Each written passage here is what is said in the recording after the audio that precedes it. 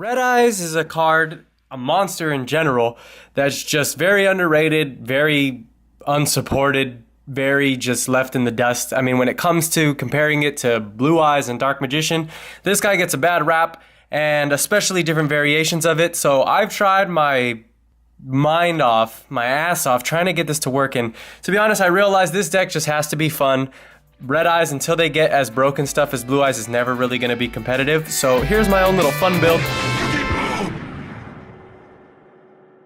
For Red Eyes Zombie, I realized that a lot of the Red Eyes stuff just isn't going to work. So this might be an unpopular deck list, and I'm open to suggestions. And honestly, this deck would do a lot better at 60 if Grass didn't just get banned. So here's my 40 card variant of how I find this deck is running smooth so far. So I am running 3 Red Eyes Zombie Dragon because he's really just the namesake of the deck, and on top of that, he's just so, I mean, look at him, man. He just is amazing. And then I'm running 2 Red Eyes Black Dragon.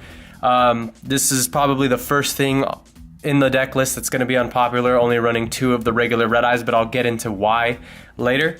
And then last, honestly, for the Red Eyes cards, is just going to be 2 Blackstone of Legend. Well, this isn't the last for the Red Eyes cards, but last for the Red Eyes monsters pretty much. Because lastly, we got Meteor, Dragon, Red Eyes Impact, and Red Eyes Archfiend of Lightning. Now, these guys are strictly just so both of your fusions are live. There's really no other, I mean, yeah, in very rare cases I have gotten this card's effect off, but I'll show you how these can actually be summoned later as well too. So next, for the actual zombie engine in the deck, I'm running 2 Plague Spreaders, and that's it for the tuners. Then only 2 Shiranui Solitaire, which might be another unpopular idea, but then we are running the 3 Uni-Zombie and the 3 Mezuki. Now, this is a zombie world version of this deck, so Mezuki is actually probably going to be your most powerful play and monster for most of the game. I mean, he's going to turn everything in your Zombie World's going to turn everything in your graveyard into a zombie type, and so as long as it was summoned right the first time, Mezuki's even going to be bringing back some of your fusions and stuff. So I really like the instant Omega when they don't have an answer for Solitaire, you know? So, I mean, every zombie deck is going to do that to you. And that's pretty much it for the monsters. I've had to experiment with a lot of different things now, and I will also mention that my previous build for this deck was a lot better, but it involved Dragon's Ravine and Ancient Fairy Dragon, and RIP to Ancient Fairy Dragon as well. So for the spells, we got our 3 Zombie World. So I've learned, particularly in today's meta, the fact that everything becomes zombie on the field and graveyard can actually hinder some decks. It can also just be annoying, like an abate, like something they have to pop. And unfortunately, in this build, your zombie world going bye-bye does kind of screw you over from a lot of things. But you can't really dawn on that in a fun deck. You have to just go for your strategy and hope you get some sort of OTK off. Next, we're going to do 3 Terraforming. That's pretty much just to have 6 copies of Zombie World. Next, for draw power, I am just running 3 Allure. Now, my third unpopular Red Eyes opinion is that Cards of Redstone sucks. It's nice that you get to pitch, draw, and then pitch again, but in the pure zombie variant, I'm just drawing way too much zombies more than I'm drawing the Red Eyes and getting the Red Eyes monsters out of the deck in different ways. And the fact that I'm running Red Eyes Zombie Dragon, he's pitchable with my Uni-Zombie. So I just found that card was actually clogging me a lot more. I've tried to tech in 1 or go 2 and 2, but it just really wasn't working for me. So if you guys can find a way to make that card work in this deck, then I'm definitely open to suggestions, but I don't really want to crowd this deck with a bunch of Red Eyes monsters that are also level 7, because then it just becomes a Red Eyes deck, and pure Red Eyes is ass. 2 Twin Twisters, because zombies can afford to pitch, and on top of that, it's just back row, and any rogue and slow deck, back row is your biggest enemy. Next, 2 Burial from a Different Dimension, because this makes your Mezuki a super steroid card, a card that's just going to be ridiculous off the bat and just do a bunch of amazing things for you, pretty much. Next, I'm running 2 Scapegoat. This deck, unlike other builds I've seen online, I'm not really linking this deck out to make a bunch of unstoppable boards because it's Red Eyes, guys. you're not going to take this to regionals and dominate. So I'm just, Scapegoat's kind of just a fill-in defensive card and gives me a little bit of a free link play with Mrs. Radiant. But other than that, it's just nice to sometimes have the tokens on board for random synchro plays.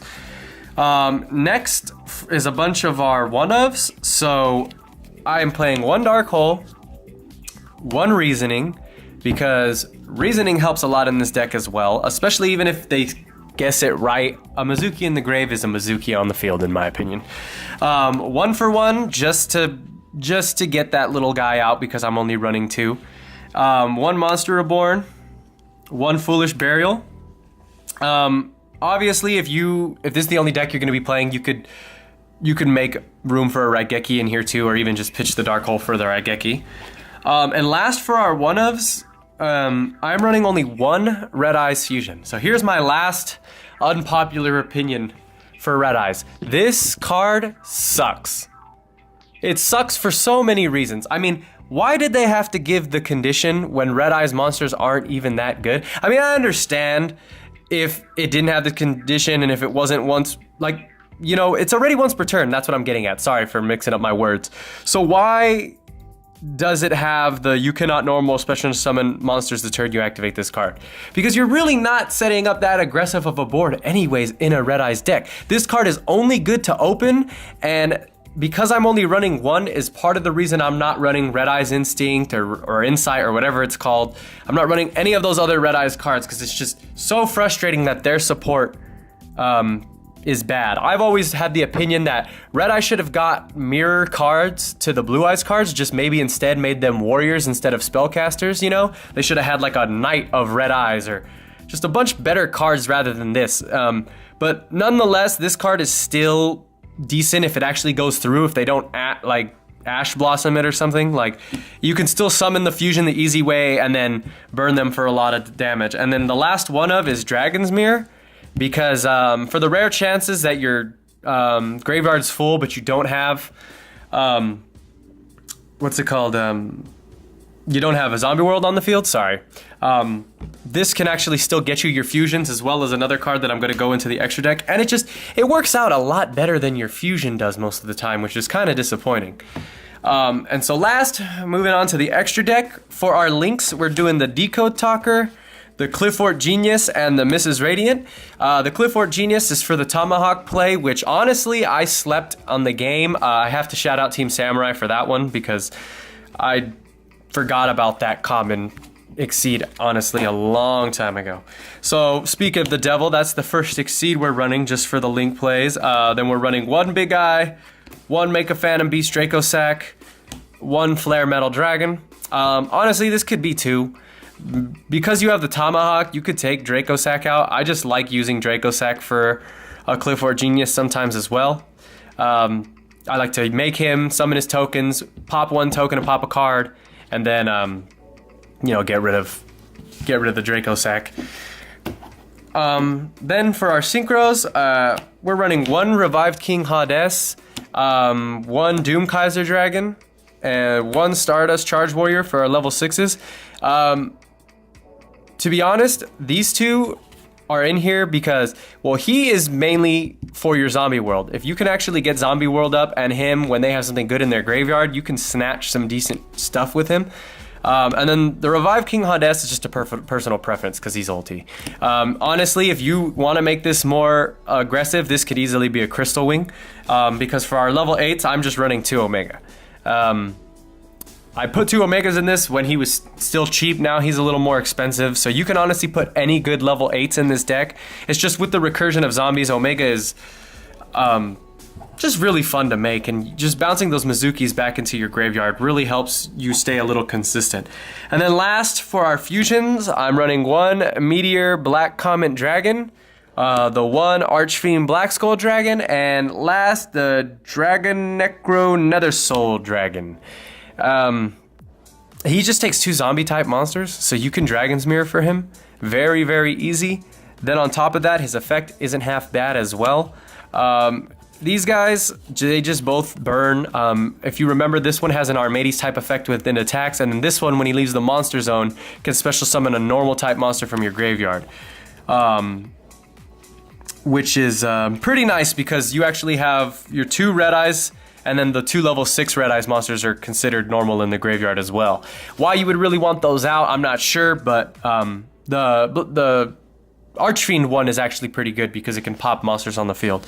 But that's pretty much it, guys. It's a really simple deck. It's a really fast profile, mainly because there's not too much complication in this deck. I mean, you can see spots where you can tweak this deck to make it more zombie, you know, like zombie friendly and stuff. And even with Grass Band, you could still take this deck and maybe just add 20 cards, whether it's like a Lightsworn Engine or a little bit of stuff like that, and still make it a decent 60 card Red Eye Zombie deck. But for the most part, I just rely on a lot of the simple stuff, and it's just spamming a lot of zombies and maybe occasionally getting one of these guys out and then hoping that you can stay consistent in the game. By no means do I expect you to take this head on against True Draco or something, but we're just trying to find ways to make Red Eye playable because he's an awesome monster and he's just been left in the dust. So like and subscribe, guys. If I left anything out, if I confused you, forgive me, I'm sick today, so let me know, guys. And please like and subscribe to YugiBOOM for more content like this. Peace.